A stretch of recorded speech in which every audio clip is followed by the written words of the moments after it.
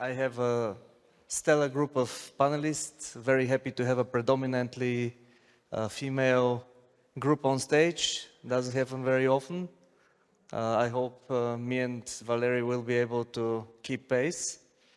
And before we start, I just want to repeat a little bit again what I said in the first round at the opening. Southeast Europe has experienced tremendous growth. It's, by all accounts, a success story. But if you look into the details, if you zoom in, you're going to see many challenges. Over the last years, we have spoken a lot about permitting. We have spoken a lot about grid bottlenecks, about interconnectivity, about the need for buyers and sellers to somehow meet, understand each other better, the need for intermediaries who are able to bring these very different worlds together to optimize the processes between the different sets of players. And nevertheless, we have been able to scale up enormously. Although wind, especially in Bulgaria, is still lagging, it has already restarted in Romania to a big extent. Greece has been steadily expanding its wind capacity slowly but steadily. Solar has been a real boom story, as we all know already. Over the last 6-7 years, we have added installed capacity that people would have considered absolutely impossible at the time. And storage is now the new kid on the block, but it is probably the fastest growing technology and the one that has the potential to disrupt the power sector in a way, but also to help make it more efficient. And I want to start straight away with Stella, who is running one of the biggest, probably the biggest energy trader and optimizer in Greece. So from your experience, from where you stand, how has this increase in renewable capacity and then obviously the impact it has on the market, how has it changed your life as an energy trader, and what is the regional impact that you see? Okay. Good morning. Thank you very much for the invitation. This is a very important event for the last years for Southeast Europe. Well, I'm Stella Zacharia, CEO of Optimus Energy. Optimus Energy is indeed the largest RES and flex aggregator in Greece, operating since 2019.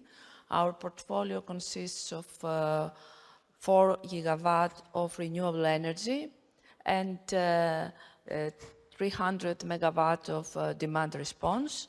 And now we are starting to build our portfolio of storage that is coming live in the next few weeks, gradually.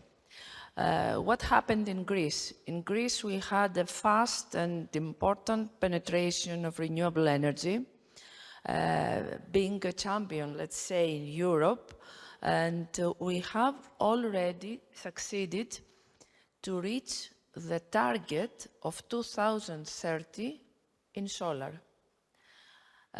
We have approximately 11 or 12 gigawatt of solar installed in Greece and only about 6 gigawatt of wind.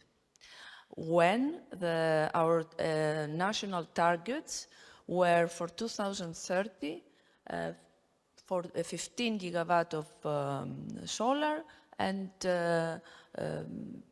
to 10 gigawatt of wind. So we have this problem, let's say. It's a solution, but it's a problem already, that we have a lot of solar production during the midday that is curtailed already. Since 2023, we have seen curtailments growing. A solar producer in this year will expect approximately 40% of loss, income loss, which is divided into between zero and negative prices and times when the energy is curtailed by the IPTO due to safety reasons. This is a huge problem, and it has been more severe because we don't have storage, enough storage yet. We have started with, we have now approximately 0.7 gigawatt of storage in operation, in commissioning phase in Greece. These are projects that are under the subsidy scheme. We had similar like yours with CAPEX and OPEX. And we expect the first merchant storage asset of 150 megawatt, one of our group, of the Ekterna group, being in operation early 27. Just one question. What is the main reason for this delay? Because obviously the need is there. So the market signal is there, the saturation or the grid congestion is there. So is it permitting? Yes, it's permitting. It's a combination of reasons, slow licensing, slow decision.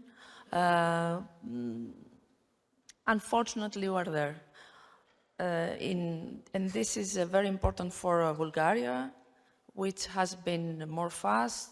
The decisions were there, and you have now a fleet of assets that are benefited from our situation, because we have seen already that during the noon, a lot of energy is coming to Bulgaria for the storage assets, which is eventually good for the Southeast Europe, of course, because our markets are combined, but for our country and for the investors that have been there is not so good. On top of that, we had a call of merchant assets to get connection terms last year with a very high guarantee requirement, and a lot, approximately 10 gigawatt of assets were there, but we expect these connection terms, this ministerial decision to be issued in the next few months. So we have a delay, but we have also a program. Unfortunately, I'm afraid that we need much more storage than it is planned already. Okay, thank you very much. I think the point is clear. So permitting is important, because if you can permit projects quickly, be it battery or something else, they come quicker to market and they address the needs that are there in the very moment they happen to exist. Yes, and government decision, not only licensing, the decision from the government. I think those are the points that are then very good leading us to Miglena, because as we heard, quick permitting of storage has made Bulgaria the Bangaranga champion of storage in the region. But when you mentioned 6 gigawatts, only 6 gigawatts of wind, I saw her expression. I did the same thing. 6 gigawatts. We have 700 megawatts for the last 12, 13 years and stuck there. So Miglena, what is the reason for that? Yeah, just to present myself, my name is Miglena Stoilova, and I'm here now on this panel today to represent the element of great demand, as we heard in the previous panel, in the energy mix in Bulgaria, and it's wind. In Bulgaria, as you properly said, we have 700 megawatts, so I have a bad and a good news, and we'll start with the good news. But on the same time, in the association, our members already developed projects of 4 gigawatts. Some of them are in a very advanced stage, already have secured financing, others are in a more early stage, but we believe that by 2030, at least half, if not more, of this capacity will be operational.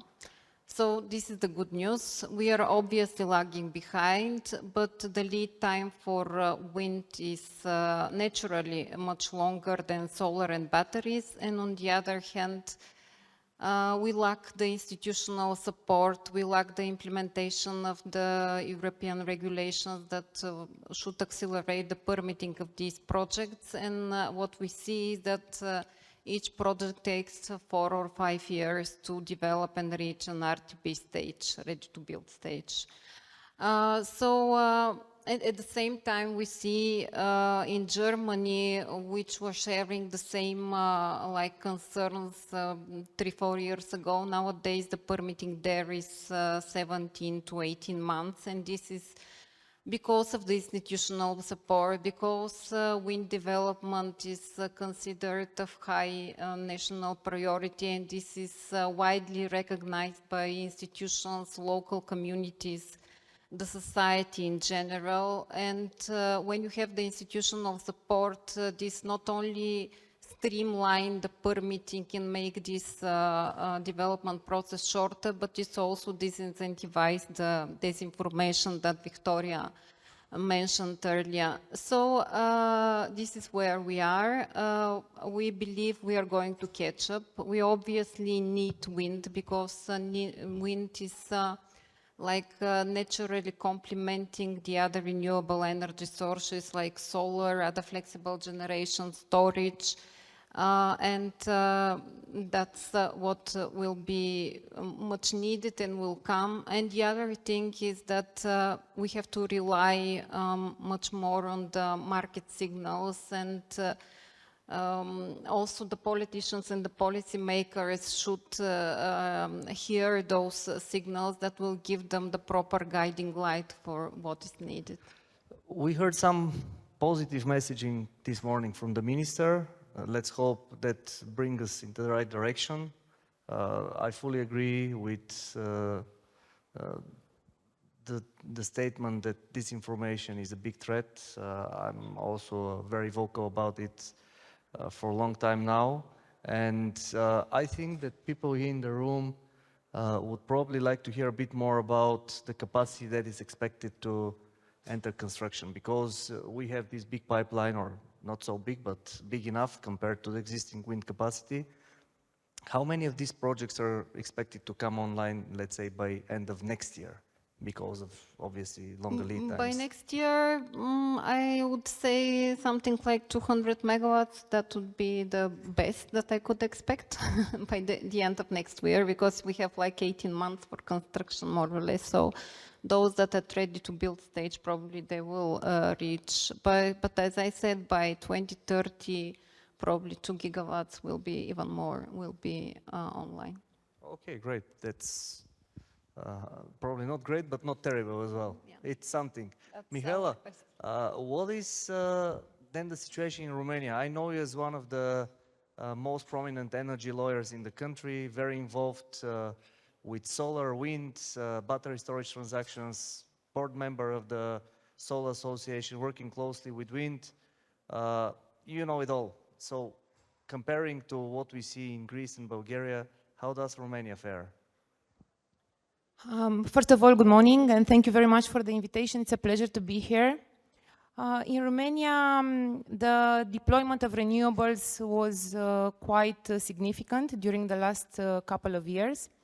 We have particularly seen high deployment in solar, like everywhere else, of course, stimulated by the decline in technology cost, very short development timelines, a lot of improvement in the regulation permitting, because I hear about permitting strugglings. In Romania, the permitting, the construction permitting was very much improved. And it was resulted in very, very short permitting timelines. However, recently I see a shift in the interest of the investors from solar to wind. Now, while it is for the PV, it's more like of a buyer's market, for wind is definitely a seller's market. And we are actually involved in a couple of sale processes for wind projects, competitive processes, and the competition is quite high and the interest is quite high. And actually, you can see also the signal from the policy that the authorities are trying to stimulate investments in wind. Because, for example, we had a very successful CFD scheme in Romania, almost 5 gigawatts of projects allocated in the last 2 years. And while the scheme initially was approved in equal shares between technologies, solar and wind, you could see that after the first auction, the Ministry of Energy changed the allocation and shifted some of the capacity from the PV projects to wind projects in an effort to stimulate wind investment. However, there are still, I would say, challenges in matching the success of PV deployment, and it mostly comes from maybe development side. There are still development challenges, some bottlenecks with some authorities when it comes to wind development. Unfortunately, poor development. You can see a lot of projects with maybe unfeasible connection solutions. Many of the projects rely on grid reinforcement works because they are located in a very crowded area, and they are dependent on grid reinforcement works which are included in the development plans of Transelectrica, our TSO. However, we can see that Transelectrica is constantly delaying the reinforcement, success of reinforcement works. While we are also planning to, I estimate that we will reach the 2030 goals, targets for PV earlier. I'm less optimistic that we will match the same success when it comes to wind projects. And when we speak in numbers, I think last year was a record year for Romania when it comes to solar, something like 2.5 gigawatts probably. Wind not so much, but where do you see the trends? Is it going to be a continuation of the solar boom? Probably not so much from what I hear. Or is it going to be wind 2.0, let's say a second phase of wind development now speeding up, like hopefully what we're going to see in Bulgaria? Yeah, for sure we are going to see an increase in installed capacity of wind. Now, in end of 2025, the numbers were around 7 giga for solar, which combines utility scale and prosumer. Actually, we've seen a lot of increase in prosumers investment, and only 3.1 giga in wind, and actually a very, very small increase in 2025. So I expect to increase, of course, the capacity in wind. For solar, yes, maybe a slower rate. The estimation is that we will maybe reach end of 2026 9.5 giga, so getting closer to the 10 giga target earlier than expected. But for sure, it's going to be a shift in how you develop PV, because we are seeing a shift to hybridization, because I heard earlier today a lot of discussion about storage.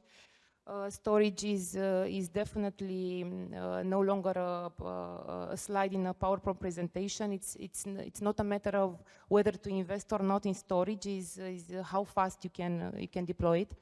And I can see that investors having projects under development, PV projects under development, construction, operation, they are targeting to hybridize the project. We can see in transaction that adding storage to PV project is becoming a condition for implementation of the transaction.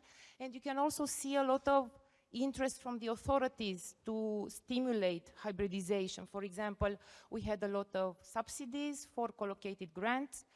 We saw a simplification of the grid access. For example, in Romania, now we are ending the first come, first serve grid access system, and we are transitioning to a capacity allocation system as of this year. However, increasing the absorption capacity from the grid for existing project is outside, was specifically excluded from the auction in an effort to stimulate and to speed up the hybridization of existing projects. Very interesting and very dynamic from what I hear. And dynamic is probably the new title of every presentation that energy traders now make, where probably storage again was a footnote until recently, and now the new normal. Valery, you represent the Energy Traders Association in Bulgaria, but you also have another hat. You work with one of the biggest regional traders. How has this new environment with first the big uptake of solar and partly wind, of course, when we look at Greece and Romania, and now the new wave of storage facilities. How is that transforming the business? What is happening from your point of view, acting regionally? Thank you for the invitation. It's a pleasure to be part of one of the most leading conferences in Southeast Europe. My name is Valery Drenikov, Chairman of Association of Traders of Energy in Bulgaria and also Regional Manager of GENI for Bulgaria. Well, we as traders are the bridge between the investors, the renewable producers and the market, either on the power exchanges or directly to the end customers. So we are kind of a necessary evil on the market. We see a huge transition, and this started just right after the COVID with the energy crisis. Some were very lucky to have already developed projects and managed to gain the increase in prices. And we see that with such huge investment and deployment of solar, initially what was really successful, but then we saw that the price of the solar profile started to really quickly decrease, and the ratio between solar profile and base load was going very deeply, steeply down, from let's say close to 1 coefficient, then to 0.7, 0.6, and reached even below 0.5 at some period, which is really problematic for the investment, for the internal investment. And now comes the batteries, which is a really good signal also for the investors, but also for the market and for the consumers, because it's able to shift the power from the solar hours to the time when the energy is needed. We already can observe this effect on the market, especially in Bulgaria. How is this affecting the price formation? Well, let's say if we look in Bulgaria particularly, definitely we see a big change. Let's say already, even though not all the batteries are deployed and fully operationally, both on day ahead and intraday. We see, for example, that just in May, as a comparison, the solar hours have increased with approximately €8 per megawatt hour, while the night hours, or the super peak hours in the afternoon when everyone comes back home to do their stuff at home, there is a decrease in the price with approximately €50. So this is in May this year. That's probably great news for consumers, because these spreads are compressing. Not so great news for operators. Yes, but there is also another effect. You know, with all those renewables and with the batteries, we see that the conventional power plants are getting kicked off, which leads to a problem in the night hours. Since also the wind is delaying, we see approximately €40 higher prices in the night hours because of, let's say, for example, the thermal power plants are not operational, so there is no base load production. What we also see and observe is, let's say, up to the end of 2025, Bulgaria and Romania were strongly coupled, regardless of the situation on the market, let's say, except of some huge wind forecast and production. We see now that previously, or let's say the first 5 months in 2025, the flows were below the maximum NTC values, the transfer capacity values, while now we see that majority of the settlement periods or the hours, it's on the max value of the NTC values. Respectively, there is a decoupling between Bulgaria and Romania. At the same time, we see that with Greece, we have quite stronger coupling now, especially because of their huge also investment in renewables and installed capacity.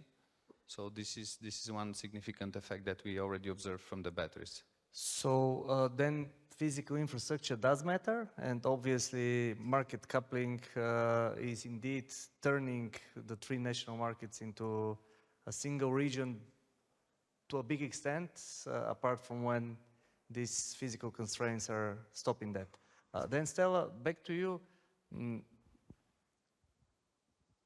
What I heard from you and from Valery shows that, you know, indeed this dynamic environment on power markets needs somebody who really understands how to manage these turbulent times. And the question is then, what is more important now, to operate cost-efficient generation or to have the ability to optimize portfolios and to make the best out of the regional opportunities which we see are created by now the combination of cheap renewables and storage? Yes, we have seen already in our countries how important now is to have experienced teams doing the management of the everyday participation in the markets and the optimization. And to tell you the truth, one important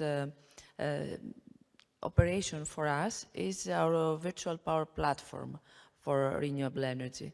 It is very important that during zero and negative prices, we can manage directly the assets. The owners want that. They don't want to be every weekend on the phone trying to see if they have to stop their production because it is minus 50. So one important thing is to have a direct access to the assets.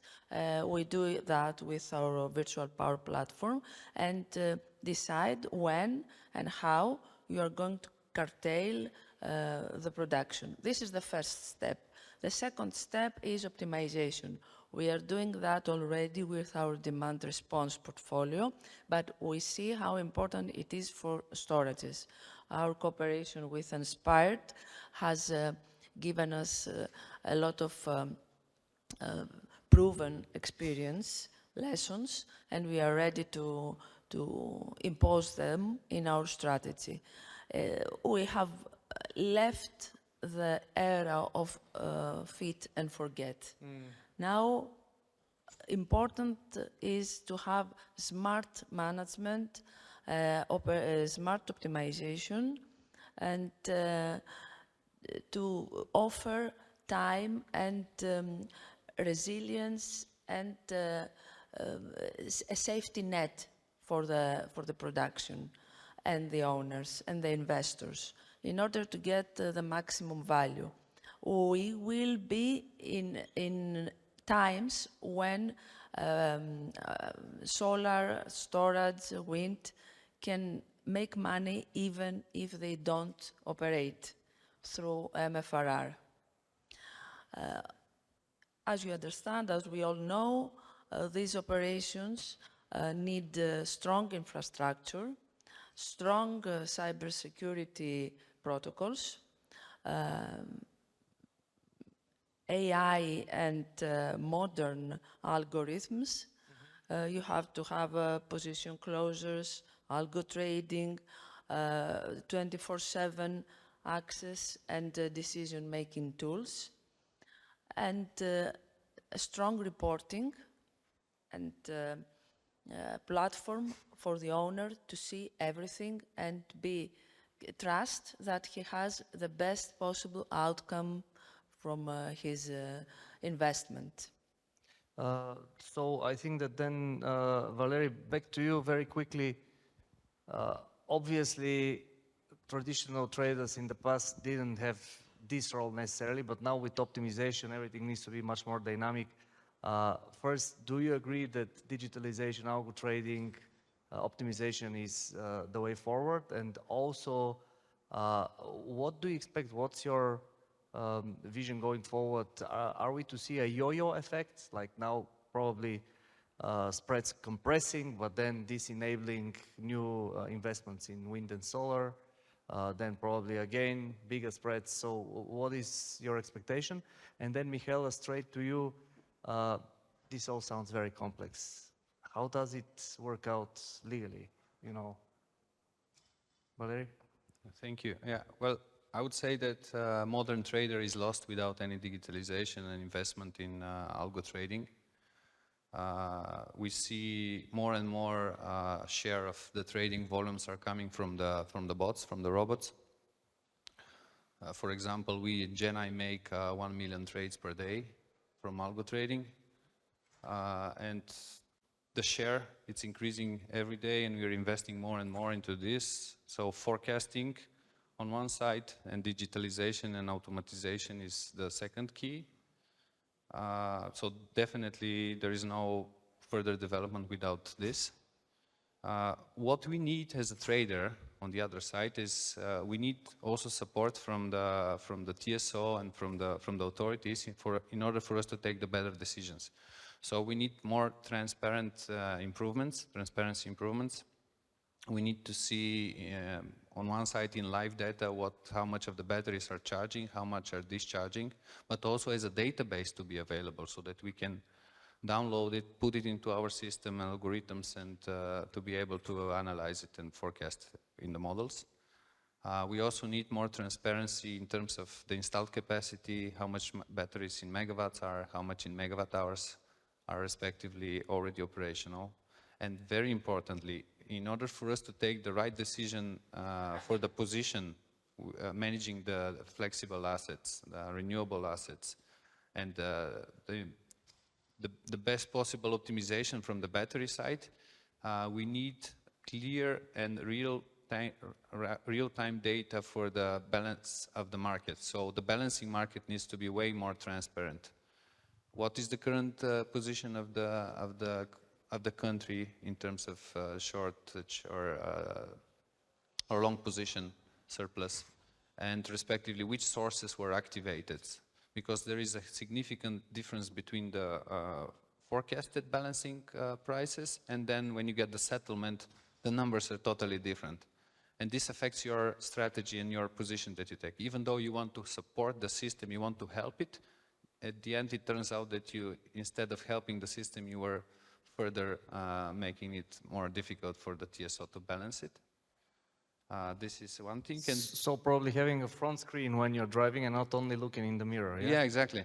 You need to have data in order to take the right decision. You need to have transparency. The more information available, the better choices you will take, and this affects not only you, the investors, also the consumers and all the system in general. And with respect to what we expect, of course, we expect that the spreads will shrink with all those deployments of batteries. Definitely the spreads will shrink. That's why you need a good trader to be able to do flexibility, to have a good infrastructure, to be able to utilize all the neighboring markets as well, not to limit itself only on the local market. And you need flexible forecasting and digitalization support for this. I assume it will be kind of a roller coaster, as it always has been, like ups and downs, ups and downs. But if you have a safe driver behind the wheel, then everything will be okay. Thanks, that sounds really good. So Mihaela, driving a car is a good metaphor, but when you look into details, there are probably tens of contracts that need to be signed. What is your experience from Romania? How good is this working?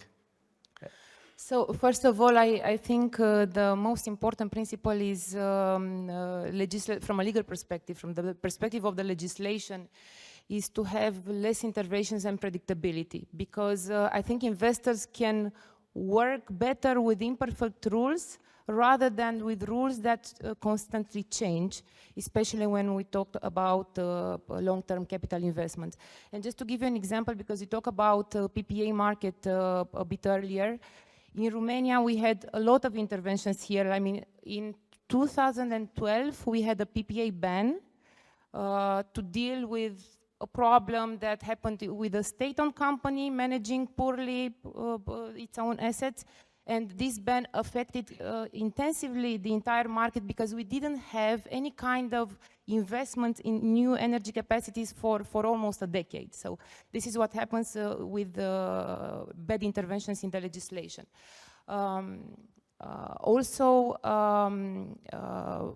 I think that we need, again, Romania now is not a member of Association of Issuing Bodies, and this, again, affects the PPA market because we don't have a market of guarantees of origin.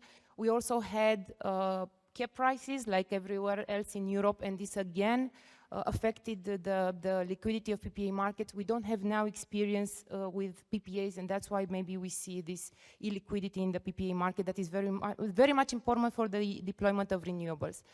Another point that I see is, because I heard earlier today that there are 300 gigawatts blocked in the grid everywhere in Europe.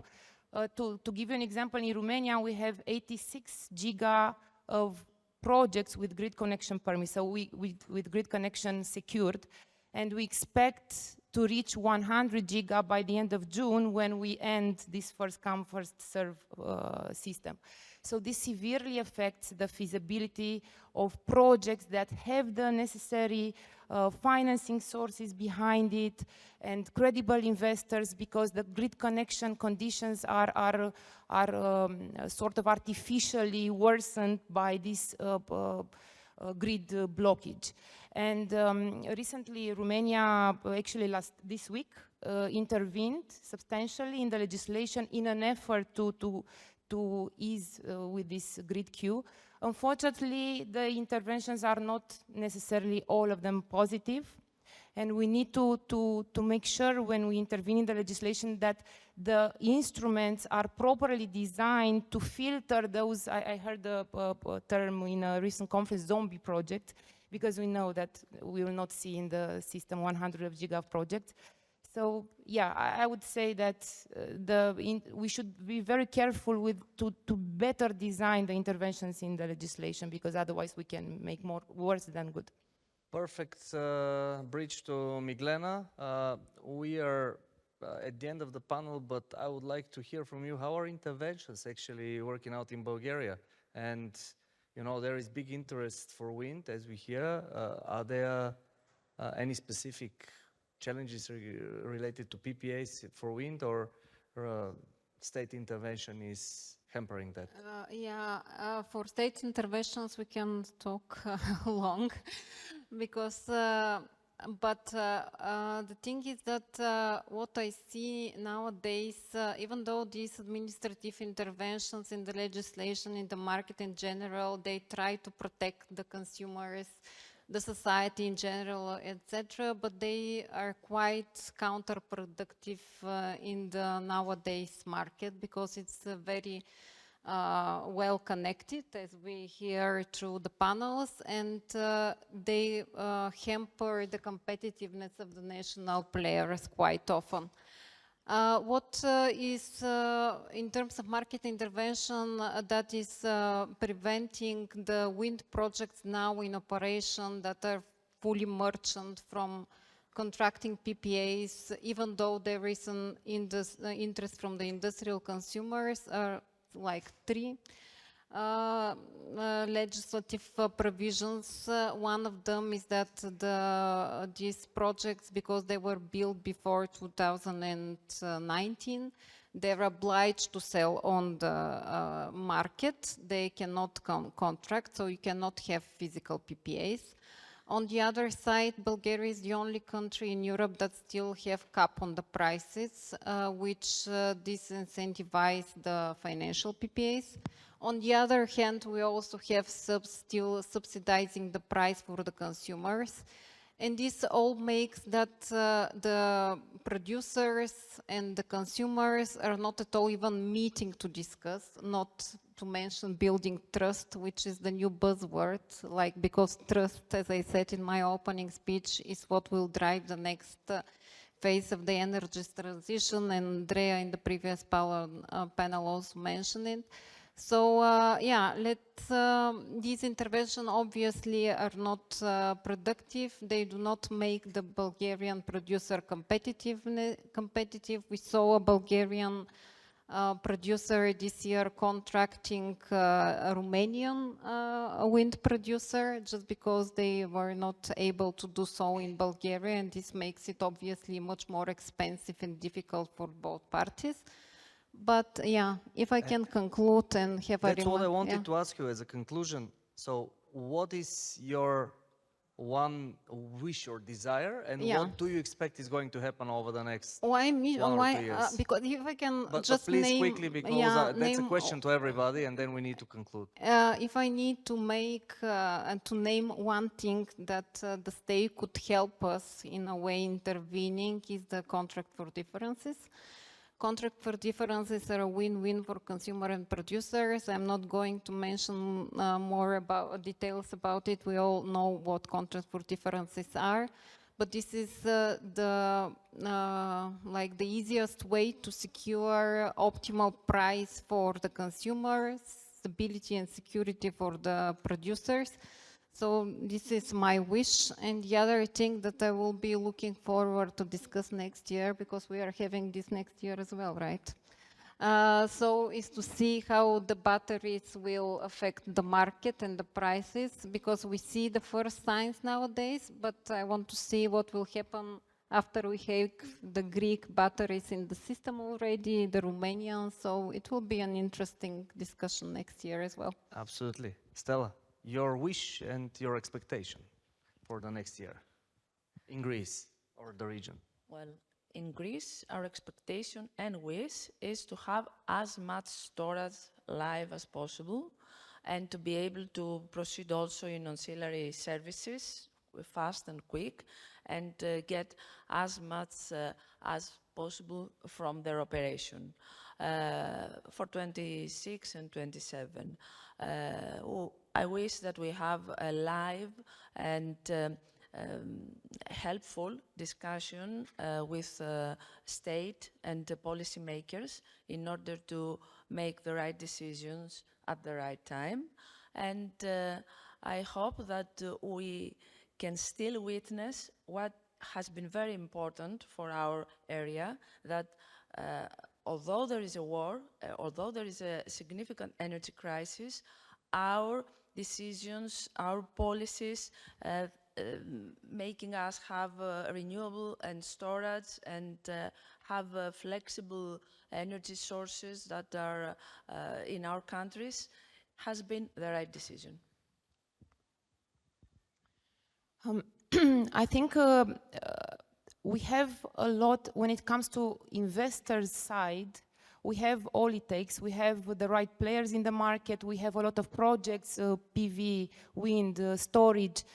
This also brings up, the entire ecosystem. We have new and important traders and optimizer aggregators coming to the Romanian market. So I think we have the financing capacity. What I think it's very important is grid access, and that grid operators are really doing their job to reinforce the grid and to perform their undertaking in reinforcing the grid, because this is what is the biggest obstacle to seeing the renewable deployment that we wish to have and that we can have in Romania. I think what the traders, what we need and what we wish is definitely improved transparency, equal access for everyone on the market. So the better one to gain the most, but to be able to access it equally. We also support the deregulation, as Miglena mentioned, because this kills the market. We see no long-term trades at all. We just see spot trading and ultra short-term optimization.